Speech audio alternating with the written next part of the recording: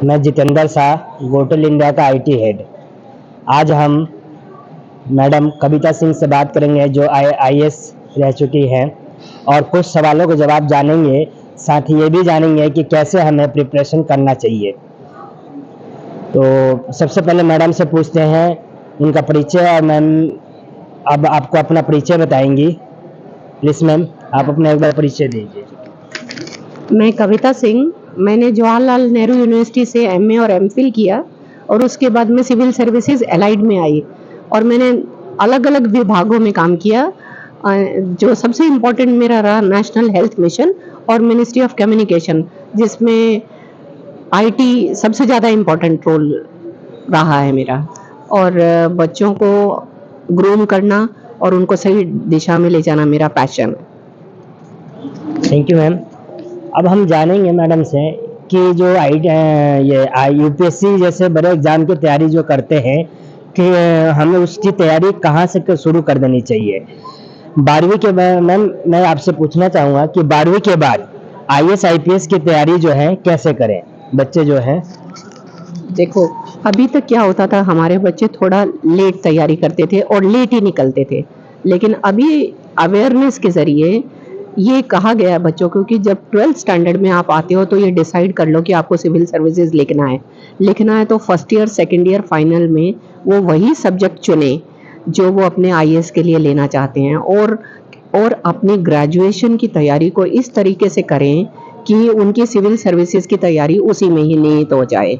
तो हम 12th के बाद बच्चों को मोटिवेट करते हैं कि वो 21 के होने तक एग्ज़ाम लिख दें और 22 में वो लबसना मसूरी पहुंच जाएं।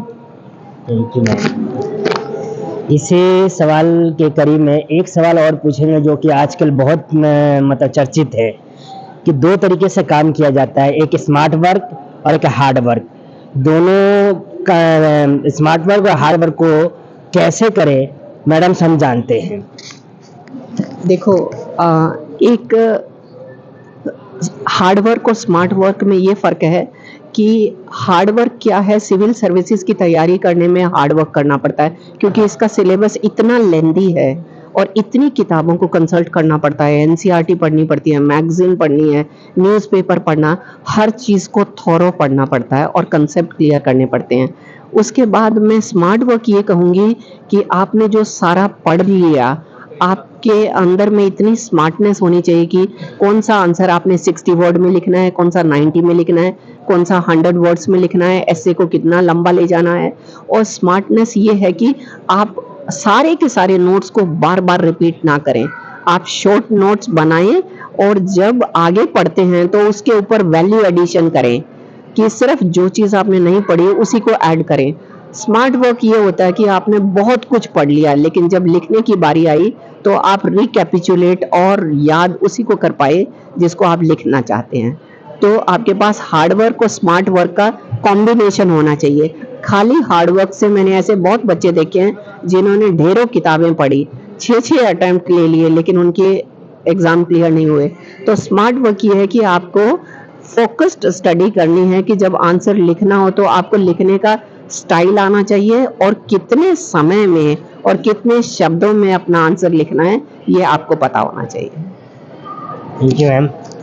अब मैं दो सवाल और पूछना चाहूँगा। जैसे कि आप हमारे संस्था गोटुल इंडिया से जुड़ी हुई है और हमारे बच्चों को आप हर 3 महीने में गाइड भी कर रही हैं, ऑफलाइन भी ऑनलाइन भी। ये हमारे संस्था और हमारे लोगों के लिए बहुत और बच्चों के लिए खुशी की बात है। तो मैं ये आपसे पूछना चाह रहा हूँ कि गोटुल इंडिया से जुड़कर आपको कैसा लग रहा है, साथ ही इन बच्चों को जो आपके पास आते हैं गाइडेंस लेने के लिए और आप जो उनको ऑनलाइन ऑफलाइन दे रही हैं, तो आपको इन सबसे गाइडेंस देकर और जुड़कर कैसा लग रहा है और आप कैसा महसूस कर रही हैं मैडम। मुझे सबसे ज़्यादा अच्छा लगता है कि मैं किसी को एजुकेशन दे सकूं। बाबा साहब क्या कहते थे कि एक आपके पास शिक्षा अगर है तो उसे ना कोई छीन सकता है, ना वो बारिश में गीली हो सकती है, ना उसे चोरी किया जा सकता है। तो अगर किसी के पास शिक्षा आ गई तो शिक्षा के बाद उसका इस्तेमाल कैसे करना है, हम सर्विसेज में कैसे आ सकते हैं और वो सर्विसेज जिसमें हम पावर का इस्तेमाल कर सकें। हम अपने समाज के लिए वेलफेयर कर सकें। तो मैं हर बच्चे को ये गाइड करती हूँ कि अगर आपने सिविल सर्विसेज लिख दी तो आपने अपना भविष्य तय कर दिया, और अपनी कम्युनिटी के लिए आप क्या करना चाहते हैं उसके सरकार की जॉब के माध्यम से ही आप अपने समाज के लिए कर सकते हैं। मैं इसलिए गोतुल इंडिया से भी जुड़ी हूँ कि ये उन रिमोट एरियाज में जाके उन बच्चों को पुल कर रहे हैं, उनका भविष्य बना रहे हैं। जैसे बलिया, बस्ती, बिहार, इतने रिमोट एरियाज में जाके जो बच्चे टॉप कर रहे हैं 12th में। एक 12th के बच्चा टॉप कर रहा है जिसकी इकोनॉमिक कंडीशंस ऐसी है कि वो सोच भी नहीं सकता दिल्ली आने की, उसको अगर आप मोटिवेट करते हैं, गाइड करते हैं, तो मुझे बहुत अच्छा लगता है एक ऐसी संस्था से जुड़ना जो रिमोट ऑफ द रिमोटेस्ट। किसी ने सही कहा है कि अगर लास्ट आदमी का चेहरा आपके सामने आ जाए तो डेवलपमेंट का पर्पस सही हो जाता है। तो मुझे ऐसा लगता है कि अगर रिमोट ऑफ द रिमोटेस्ट को हम बुला के अगर उसका डेवलपमेंट करके अगर उसे हम सिस्टम में लाते हैं तो एक ये अगली जनरेशन को हम एम्पावर कर रहे हैं। तो मेरा पैशन है एजुकेशन में। अगर मैं सही शिक्षा पे ध्यान दूं और शिक्षा को इस्तेमाल करके सर्विसेज में आने के लिए अगर हम उन्हें गाइड कर सके तो इससे अच्छा कुछ नहीं हो सकता। गोतुल इंडिया के प्रति मेरा पैशन ये भी है कि वो निस्वार्थ रिमोट एरियाज में जाके अगर नीडी बच्चों को लिफ्ट कर रहे हैं तो हमारी ये ड्यूटी बनती है कि हम उन्हें अपनी सर्विसेज दें और निस्वार्थी दें।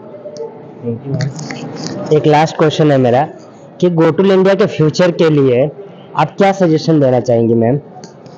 मैं गोतुल इंडिया के लिए भी एक ही दूंगी कि hard work and smart work.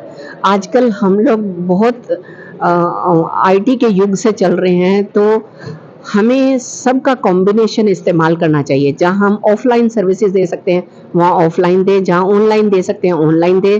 कुछ बच्चों को बुला के अगर हम जैसे हिंदी मीडियम को दृष्टि से कोचिंग दे के उनके साथ और बच्चों को कनेक्ट कर सकते हैं, या इंग्लिश मीडियम की कोचिंग हम बाजीराव से लेके और बाकी बच्चों को कनेक्ट कर सकते हैं।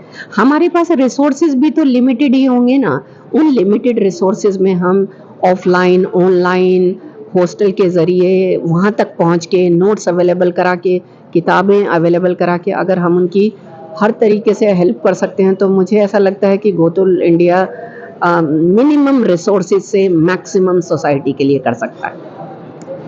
थैंक यू मैम, आपसे बात करके बहुत अच्छा लगा। मैं जितेंद्र शाह आप लोगों से निवेदन करता हूं कि गोटुल इंडिया के चैनल को सब्सक्राइब करें, लाइक करें, कमेंट करें, वीडियो को ज़्यादा से ज़्यादा देखें और लोगों तक पहुंचाएं, जिसके माध्यम से सभी को इस प्रकार की जो नॉलेजेबल वीडियो हैं उनसे नॉलेजेबल जानकारियां मिले। धन्यवाद।